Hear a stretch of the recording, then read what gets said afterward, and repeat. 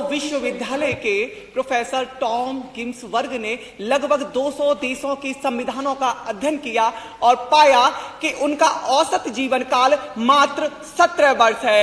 लेकिन आज महोदय हम भारतीय संविधान के 75वें वर्ष का उत्सव मना रहे हैं, जो विश्व का सबसे विस्तृत और विविध संविधान है। यह संभव हुआ है तो अधिकारों, कर्तव्यों और प्रगति के सुंदर समायोजन से। जय हिंद, नमस्ते। मैं सौरभ वर्मा, जनपद कासगंज, इस सदन को नमन करते हुए विषय संविधान के 75 वर्ष अधिकार, कर्तव्य, प्रगति की यात्रा पर विचारा व्यक्ति हेतु उपस्थित हूं।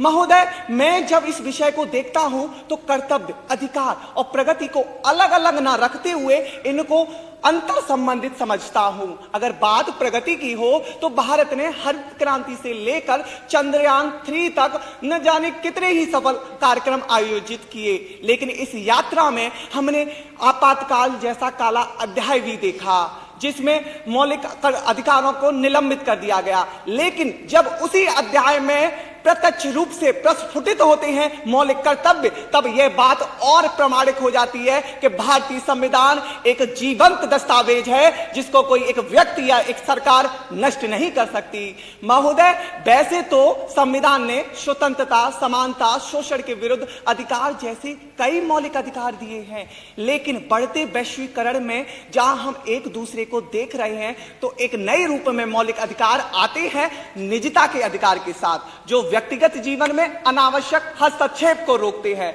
इसी क्रम में जहां राष्ट्रीय सुरक्षा की बात हो तो देशों में परमाणु हथियार जैसे न जाने कितनों की होड़ लग चुकी है।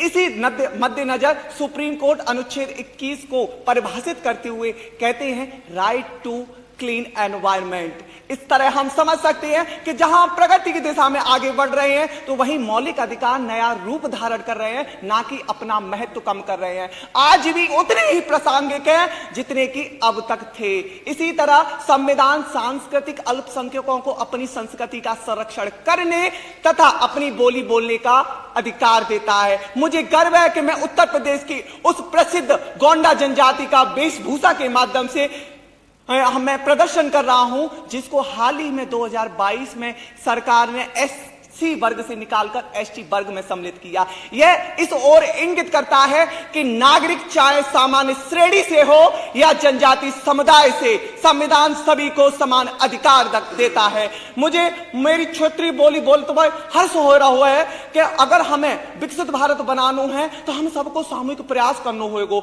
हमें अपने अपने कर्तव्य को निभाना होगा।